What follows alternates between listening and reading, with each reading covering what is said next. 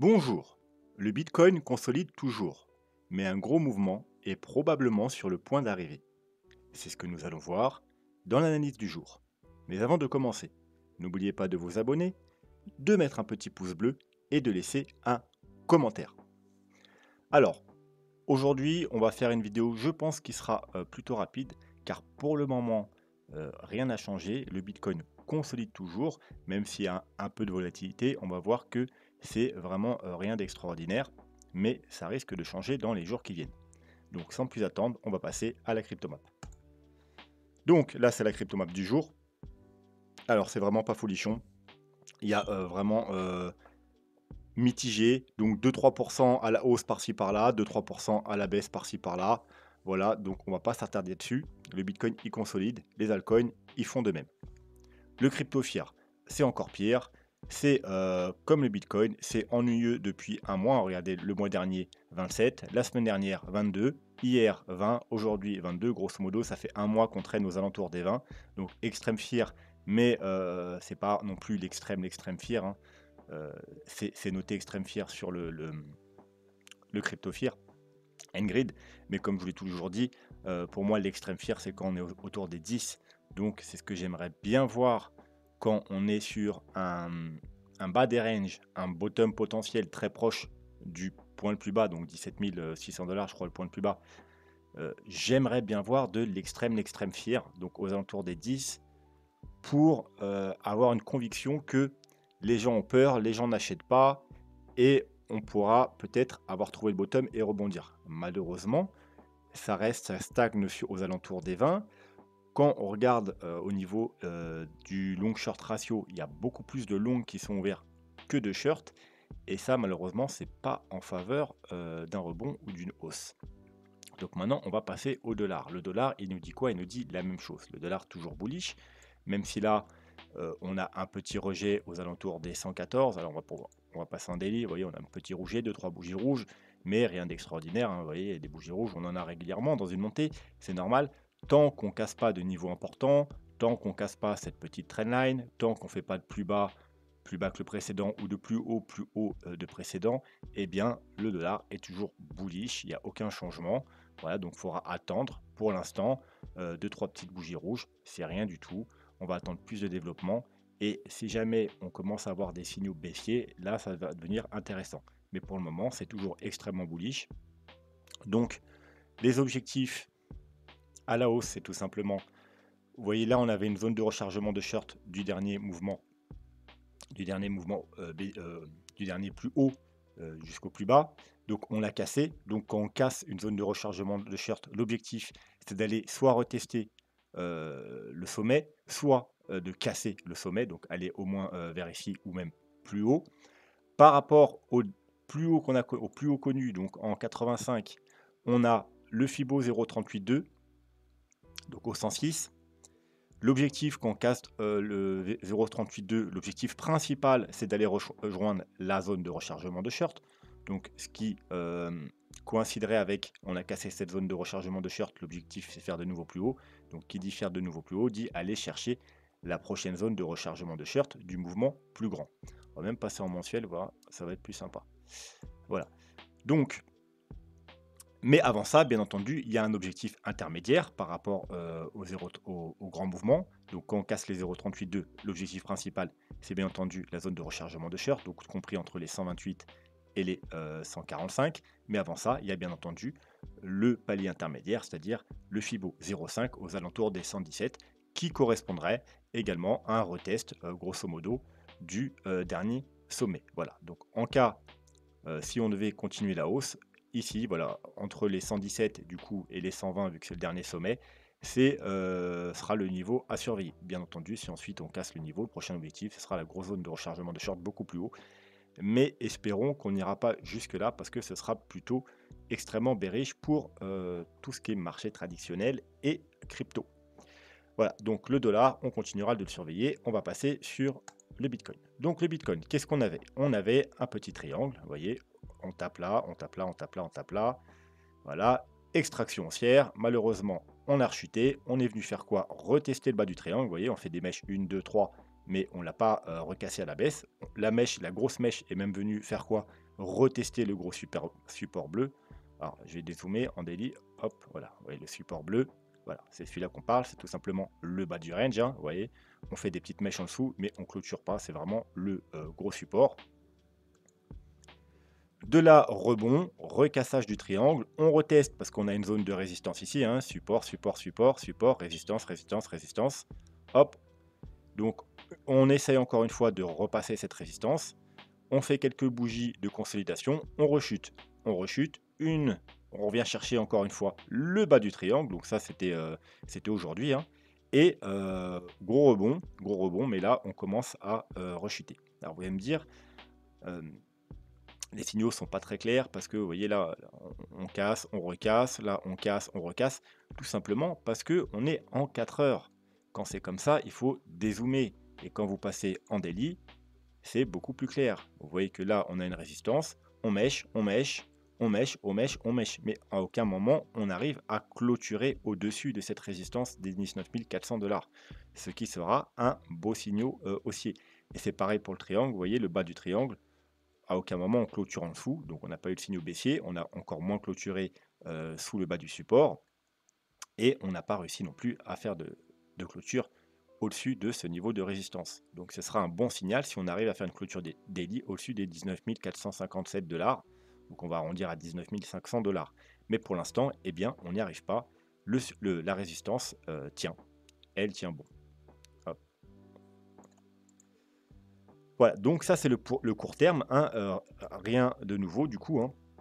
On est toujours en train de consolider, grosso modo, entre les 18 500 et les 20 000 $. Alors, ça pourrait changer demain, parce que comme je vous l'ai dit dans la vidéo précédente, demain, il y a la clôture des options. On a un paquet de puts ouverts sur les 18 000 $, donc des gens qui parient à la baisse et qui pensent que le Bitcoin, du coup, demain, alors c'est pas aujourd'hui qu'ils pensent ça, hein, c'est quand ils ont ouvert leur... donc il y a plusieurs jours, plusieurs semaines, ils voyaient un Bitcoin à 18 000 $. Donc le Bitcoin a tout intérêt pour faire perdre tous ces gens-là, vu que c'est un gros paquet de personnes qui sont dessus, il y a vraiment des gros montants, à rester, comme je vous avais dit, au-dessus des 18 000 $ jusque au moins demain. C'est pour ça que je vous avais dit il y a plusieurs jours que on risque de traîner encore. S'il devait y avoir une chute, on risque de traîner encore quelques jours et jusqu'au 30, voilà, avant de chuter. Bah, pour l'instant, c'est exactement ce qu'on a fait. On traîne, on traîne, on traîne. Et si chute doit y avoir, je pense que ce sera après demain, demain soir ou après-demain, enfin dans les jours qui viennent. Voilà, donc on va repasser en daily. Donc en cas de chute, les scénarios possibles, vous les connaissez bien évidemment. On, deux possibilités, soit ce sera juste un petit fake out pour aller chercher la grosse poche de liquidité qui se trouve ici, donc en dessous les plus bas, parce que comme je vous dis, il y a énormément de longues qui sont ouvertes, tout simplement parce que on consolide depuis plus de 3 mois maintenant. Donc il y a des gens qui pensent que ici on fait le bottom, ici on est dans une période d'accumulation, et c'est possible, c'est une possibilité effectivement, que là on a trouvé un bottom et que là on consolide. Donc il y a énormément de gens qui se positionnent en longue depuis ces 3 mois, et la plupart ont mis leur stop bien entendu en dessous du dernier plus bas. Donc soit juste en dessous, pour ceux qui sont vraiment qui veulent mettre un stop très serré, ou soit un petit peu en dessous quelque part dans cette zone là. Donc en gros, entre les 17 et les 16 000 $, il y a une grosse poche de liquidité à aller chercher, pour chercher tous les stops. Voilà, donc si le Bitcoin devait monter, il aurait peut-être intérêt à aller chercher toute cette liquidité qui traîne pour prendre de la force pour pouvoir monter. Voilà. Deuxième solution, deuxième scénario bien évidemment, si on doit chuter, c'est que tout simplement ce ne sera pas un fake out, on va vraiment casser, il y aura un mouvement de panique et on aura droit à une nouvelle jambe baissière. Voilà. Si par contre, à court terme, on arrive à clôturer au-dessus des 19 500 $ en daily, ce sera un premier signe bullish. Alors ça ne veut pas dire qu'on va aller to the moon hein, direct, ça ne veut pas dire qu'on n'aura pas droit à la baisse, mais on aura peut-être droit à une hausse au moins provisoire. Voilà. Ensuite c'est simple, hein, on se mettra des zones de rechargement de short et on regardera les indicateurs bien évidemment. Donc vous voyez la première zone de rechargement de short à passer, ce sera celle-ci, tout simplement. Donc entre les 21 000 et les 21 800 environ. Donc ça va en rouge. donc c'est la dernière zone de rechargement de short. Ensuite, bien évidemment, il y aura, si on casse celle-là, et ben, on visera celle un peu plus haut. Voilà, donc entre les, on va pas se les mettre, mais c'est celle qui a bloqué ici, hein, entre les 22 500 et les 23 600. Et bien entendu, si on casse tout ça, l'objectif, le gros objectif, ce sera cette zone-là, donc la zone de rechargement de short du plus gros mouvement, qui correspond également au bas du canal. Donc voilà, donc une très très grosse résistance, hein. Également résistance au niveau des moyennes mobiles, d'Ishimoku et d'un tas d'autres indicateurs, Supertrend, etc. Donc entre les 26 et les 30 000 $, on a vraiment une très grosse zone de résistance. C'est l'objectif en cas de cassure haussière. Et ça sera à peu près la clé, le moment clé, si on y arrive, bien entendu, du Bitcoin. Soit on sera rejeté, alors bien entendu, il y a forte chance qu'on soit rejeté au moins à court terme, hein. Une petite baisse pour soit après recasser, soit un vrai rejet. Donc voilà, soit ça passe, soit ça casse. Si vraiment ça passe pas, on risque d'aller faire des nouveaux plus bas. Si ça passe, bon ben il y a de fortes chances que la baisse soit terminée et qu'on ait trouvé le bottom ici. Bref, hop, de temps en temps, faut arrêter de regarder les petits time frames et se concentrer sur les gros time frames. Donc pour ceux qui veulent une vision très simple du Bitcoin, c'est ce graphique qu'il faut regarder en weekly ou en mensuel. Là, on est en mensuel. Vous voyez que depuis 2013, on a une belle trendline, hein, qui a tenu le prix tout du long. Voilà, la dernière fois qu'on l'a touché, c'était en mars 2020, quand il y a eu le choc du Covid. Là, on est tout simplement en train de retester cette trendline. Donc, théoriquement, par rapport à ce graphique simple, c'est un excellent moment pour acheter. Alors, bien entendu, on pourrait casser cette trendline, on pourrait faire une petite mèche en dessous également. Une mèche qui pourrait même aller chercher justement ce gros niveau de support, hein, donc support mensuel compris entre les 14 000, là où on a fait les clôtures mensuelles, et le top de 2019, et environ les 10 000, 10 500 $. Vous voyez, avec énormément de confluence ici, la résistance, résistance, résistance, résistance, résistance, résistance, résistance, résistance, résistance. On casse, pullback, support et bim, on enclenche à la hausse. Donc niveau très important, aux alentours des 10 000 $, donc 14, 10 000. On pourrait, alors il y a deux possibilités, soit ce sera une mèche très rapide, hein, hop, on remonte, donc extrêmement bullish, ou soit on pourrait y aller plus doucement, donc avoir une ou deux clôtures et aller rechercher cette zone-là. Voilà. Ou on peut aussi faire juste une petite mèche pour aller rechercher, comme je vous ai dit tout à l'heure, la liquidité qui traîne aux alentours des 16-17 000 $ et remonter très rapidement. Quoi qu'il en soit, si on cassait cette trendline et qu'on la réintègre rapidement, ce sera extrêmement bullish. Si par contre on casse cette trendline et on commence à s'installer dessous en mensuel, on va sûrement aller dans cette zone, même y traîner, voire même aller chercher le bas de la zone, les 10-12 000 $. Et ensuite, je pense qu'il faudra du temps avant de remonter, parce qu'on aura cassé un niveau de support extrêmement important. Et ensuite, il nous faudra reconstruire un nouveau bottom pour remonter par la suite. Hop, alors on va quand même jeter un coup d'œil parce qu'on ne l'a pas fait lundi à Ishimoku. On a vu 2-3 indicateurs, mais on n'a pas vu Ishimoku. Donc en weekly, on est toujours bloqué par la Tenkan. Je vous rappelle, la Tenkan, on l'a cassée en novembre 2021, donc ça fait pratiquement un an, hein, à un mois près, ça fait un an. Et depuis, elle bloque les prix. Alors là, on a fait un fake out, vous voyez une grosse bougie haussière, mais directement réintégrée. Et ensuite, elle continue à faire résistance, résistance, résistance, résistance, résistance. Petit fake out, résistance, résistance. La dernière hausse qu'on a eue aux 22 000, aux 23 000 $, hop, on a fait une petite mèche, mais on n'a pas réussi à clôturer. On a été rejeté directement. Donc voilà, donc pareil, au niveau des Shimoku, une clôture au-dessus des, on va arrondir à 22 000 $, une clôture weekly, hein, là on est en weekly, ce serait bullish, et l'objectif, ce serait d'aller rejoindre du coup la Kijun. La Kijun qui se trouve actuellement aux 32 200 $, et vous pouvez voir qu'elle a enfin commencé à descendre. Elle était à plat depuis le mois de juin, depuis 3 mois, et là elle descend. Donc pour moi c'est plutôt bon signe. Pourquoi? Parce que elle est un peu toute seule aux alentours des 32. Elle était exactement aux 33 000 $. Alors on avait d'autres confluences aux 33 000 $, mais plus entre les 26 et 30 000. Donc vu qu'elle va descendre dans les semaines qui viennent, elle va rejoindre la grosse résistance des 30 000 $. Et donc ce sera intéressant du coup parce que, alors donc du coup, vu qu'il y aura une confluence de résistance et c'est un point d'attraction aussi, ça veut dire que si on casse, comme je vous ai dit, le range, qu'on casse la Tenkan, et cetera, il y a de fortes chances, on va repasser sur l'autre graphique, qu'on rejoigne du coup cette zone-là. Mais il faudra être d'autant plus prudent parce que ça accentuera également du coup la résistance, ça fera une résistance de plus. Mais si on la casse du coup, donc si les 30 000 $, eh bien ça fera juste renforcer le côté bullish de la chose parce que plus une résistance est grosse et plus le fait de la casser est bullish. Et puis au niveau d'Ichimoku, on repassera également bullish au niveau d'Ichimoku parce que quand on est au-dessus de la Kijun, c'est bullish. C'est pas totalement bullish parce qu'il faut aussi passer le nuage, mais c'est quand même extrêmement bullish. Voilà, donc premier temps, passer la Tenkan. Si on casse la Tenkan, il y a de fortes chances qu'on rejoigne la Kijun qui pour l'instant est en 30 000, au 32 000, mais d'ici là, elle sera peut-être passée aux 30 000. Et ensuite, bon, il y aura le nuage, mais on n'en est pas encore là. En daily,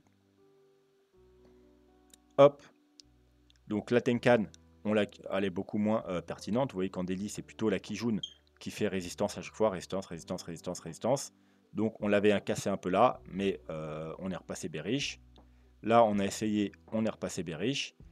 Là, on se bataille avec la Tenkan. La grosse mèche qu'on a eue il y a 2 jours, elle est partie, regardez, pile poil taper la Kijun, mais rejet. Voilà. Donc, casser la Kijun, c'est bien. Casser le nuage, c'est mieux. Parce que vous voyez qu'à chaque fois qu'on a cassé la Kijun, malheureusement, on n'a pas réussi à s'extraire du nuage. On est venu taper pratiquement le haut là. Là, on a fait plusieurs bougies, mais on a été rejeté. Là encore, on est pratiquement été au haut du nuage, mais on a été rejeté encore une fois.